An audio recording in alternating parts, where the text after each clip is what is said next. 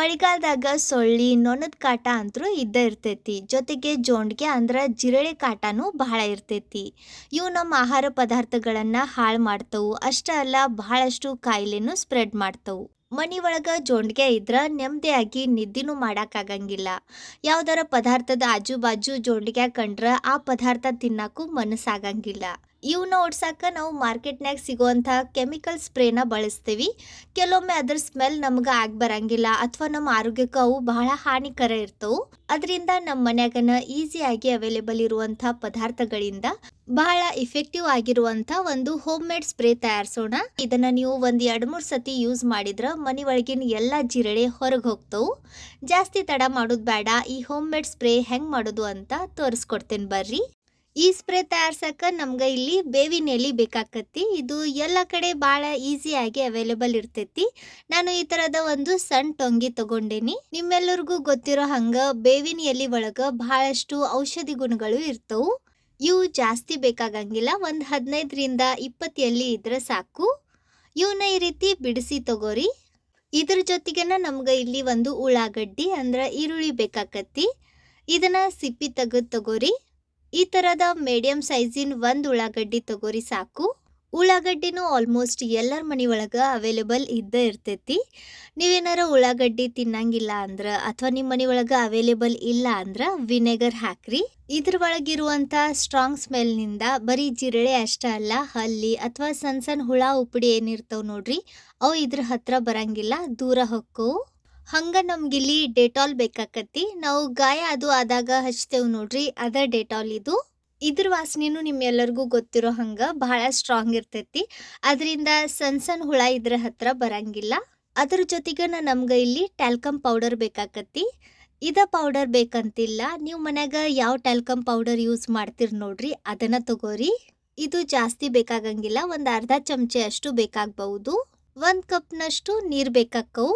ನೀವು ಸ್ಪ್ರೇ ಎಷ್ಟು ಕ್ವಾಂಟಿಟಿ ಒಳಗೆ ತಯಾರಿಸ್ಬೇಕಂತ ಇದ್ದೀರಿ ಅದನ್ನು ನೋಡಿಕೊಂಡು ನೀರು ಮತ್ತು ಬೇರೆ ಇಂಗ್ರೀಡಿಯೆಂಟ್ಸ್ ಎಲ್ಲ ಸೇರಿಸ್ರಿ. ಈಗ ಒಂದು ಸಣ್ಣ ಡಬ್ರಿ ಒಳಗೆ ನೀರು ಹಾಕಿ ನಾವೇನು ಬಿಡಿಸಿ ಇಟ್ಟಿದ್ವಿ ನೋಡ್ರಿ ಬೇವಿನ ಎಲೆ, ಅವನ್ನ ಹಾಕ್ರಿ. ಇದ್ರಾಗನ ಈಗ ನಾವು ಉಳ್ಳಾಗಡ್ಡಿನೂ ಹಾಕಬೇಕು. ಉಳ್ಳಾಗಡ್ಡಿನ ತೆಳ್ಳಗ ಉದ್ದಕ್ಕ ಈ ರೀತಿ ಕಟ್ ಮಾಡಿ ಹಾಕ್ರಿ. ಅಥವಾ ನೀವು ಬೇಕಂದ್ರೆ ಇವನ್ನ ಸಣ್ಣಕ್ಕೂ ಹೆಚ್ಚಿ ಹಾಕ್ಬಹುದು. ನೋಡ್ರಿ, ಇಲ್ಲಿ ನಾನು ಪೂರ್ತಿ ಉಳ್ಳಾಗಡ್ಡಿ ಈ ರೀತಿ ಹೆಚ್ಚಿ ಹಾಕೀನಿ. ಈಗ ಇವನ್ನ ಚಂದಾಗ ಮಿಕ್ಸ್ ಮಾಡಿಕೊಂಡು ಇದನ್ನು ನಾವು ಕುದಿಸ್ಬೇಕು. ಗ್ಯಾಸ್ ಮ್ಯಾಗ ಹೈ ಫ್ಲೇಮ್ನಾಗ ಇವನ್ನ ಒಂದು 5ರಿಂದ 8 ನಿಮಿಷ ಚಂದಾಗ ಕುದಿಸಿ ತಗೋರಿ. ಅಂದ್ರೆ ಬೇವಿನ ಎಲೆ ಮತ್ತು ಉಳ್ಳಾಗಡ್ಡಿ ಒಳಗೆ ಇರುವಂಥ ಸತ್ವ ನೀರಿನ ಒಳಗೆ ಇಳಿತೈತಿ.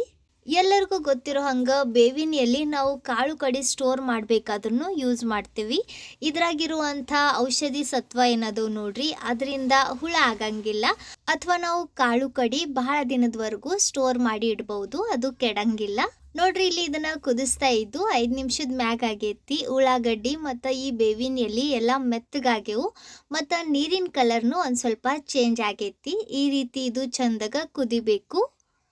ಇವನ್ನ ಕುದಿಸ್ತಾ ಇದ್ದು 8 ನಿಮಿಷ ಆಗೈತಿ. ಇವು ಕುದ್ದವು. ಇದ್ರಾಗಿ ನೀರು ಬಸ್ಸು ತಗೋಬೇಕು. ನೋಡ್ರಿ, ಈ ತರದ ಒಂದು ಸಾಣ್ಗಿ ತಗೋರಿ, ಅಥವಾ ನೀವು ಚಾ ಸೋಸು ಸಾಣ್ಗಿ ಇರ್ತೈತಿ ನೋಡ್ರಿ, ಅದ್ರಾಗೂ ಇದನ್ನ ಸೋಸ್ಬಹುದು. ಈ ನೀರು ಕಹಿ ಇರ್ತೈತಿ ಮತ್ತು ಇದ್ರಾಗ ಉಳ್ಳಾಗಡ್ಡಿ ಸ್ಟ್ರಾಂಗ್ ಸ್ಮೆಲ್ನು ಇರ್ತೈತಿ. ಈ ರೀತಿ ಬೇವಿನ ಎಲೆ ಮತ್ತು ಉಳ್ಳಾಗಡ್ಡಿ ತುಂಡು ಬೇರೆ ಮಾಡ್ಕೊಂಡ್ಮ್ಯಾಗ ಈಗ ಈ ನೀರಿನ ಒಳಗ ನಾವು ಡೆಟಾಲ್ ಏನು ತಗೊಂಡಿದ್ವಿ ನೋಡ್ರಿ ಅದನ್ನ ಹಾಕ್ರಿ. ಇವು ಎರಡೂ ಚಂದಾಗ ಮಿಕ್ಸ್ ಮಾಡ್ಕೊಂಡು ತಗೊಳ್ಳೋಣ. ನೋಡ್ರಿ, ಡೆಟಾಲ್ ಹಾಕಿದ ಮ್ಯಾಗ ಇದ್ರ ಕಲರ್ ಪೂರ್ತಿ ಈ ರೀತಿ ವೈಟ್ ಆಗ್ತೈತಿ. ಇದ್ರಾಗ ಡೆಟಾಲ್ ಮತ್ತು ಉಳ್ಳಾಗಡ್ಡಿ ಸ್ಟ್ರಾಂಗ್ ಸ್ಮೆಲ್ ಐತಿ, ಹಂಗ ಕರ್ಬೇವಿನ ಕಹಿ ಐತಿ. ಸೊ ಈ ನೀರು ಪರ್ಫೆಕ್ಟ್ ಐತಿ. ಈಗ ಇದ್ರಾಗ ಒಂದು ಸ್ವಲ್ಪ ಚಲೋ ಸ್ಮೆಲ್ ಬರಲಿ ಅಂತ ಟ್ಯಾಲ್ಕಮ್ ಪೌಡರ್ ಹಾಕಿ ತಗೊಳ್ಳೋಣ. ಜಾಸ್ತಿ ಏನು ಬೇಡ, ಒಂದು ಅರ್ಧ ಚಮಚೆ ಅಷ್ಟು ಹಾಕಿದ್ರೆ ಸಾಕಾಕತಿ. ಈಗ ಇದನ್ನು ಕಲಿಸ್ಕೊಂಡು ತಗೊಳ್ಳೋಣ.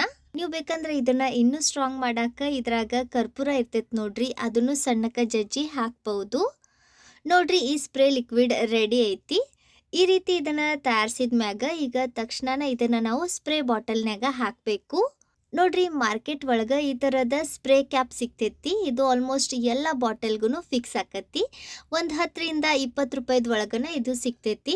ಮನೆಯಾಗಿರೋ ಯಾವ್ದಾರ ಒಂದು ಖಾಲಿ ಬಾಟಲ್ ತಗೋರಿ, ಅದ್ರ ಒಳಗನ ಈ ಸ್ಪ್ರೇ ಕ್ಯಾಪ್ನ ಹಾಕಿ ನಾವು ಸ್ಪ್ರೇ ತಯಾರಿಸ್ಬಹುದು.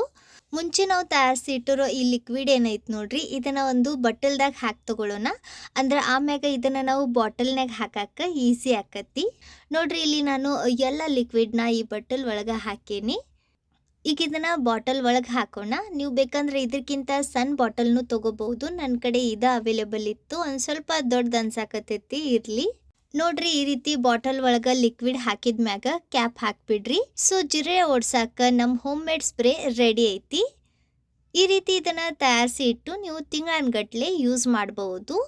ಇದರಿಂದ ಜಿರಳೆ ಅಷ್ಟ ಅಲ್ಲ, ಜಾಡ್ಬುರ್ಲ ಇರ್ತೈತಿ ನೋಡ್ರಿ, ಅದು ಹೊಕ್ಕತಿ. ಮನ್ಯಾಗ ಎಲ್ಲಿ ಜಾಸ್ತಿ ಜಿರಳೆ ಅಡ್ಡಾಡ್ತಾವ ಅಂತ ಅನಿಸ್ತೈತಿ, ಅಲ್ಲಿ ಇದನ್ನ ಸ್ಪ್ರೇ ಮಾಡ್ರಿ.